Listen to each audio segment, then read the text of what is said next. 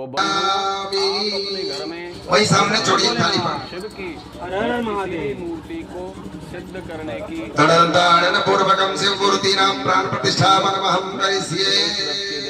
अपने घर में शिवलिंग लेकर आया हूँ। भगवान शिव की पूजा प्राणाख्या देवता श्री सांब सदा शिवलिंगार्चने प्राण प्रतिष्ठापने विनियोग। कोई भी मूर्ति लेकर आए कभी नहीं छोड़ना, हाथ में रखना है, फिर लीजिए, हाथ में रखे रहिए, हम बोलेंगे तो छोड़ना। ओम ह्रीं क्रों जं रं लंग वं सं सं हंस उनको ओम सरस्वत्यै नमः। ओम भौम भवाम स्वाहा। ओम नमस्ते रुद्रमन्यवदोति घवे नमः। वाव्यावदते नमः। जाते रुद्रशिवा तनोर्गमना पापनाशिनी दयालस्तमा सन्तमया गिरिसन्ताभिचाकसीः जामगो गिरिसन्तस्ते विवर्गसवे शिवानिकत्रतां कुर्वाणि कुंसीः।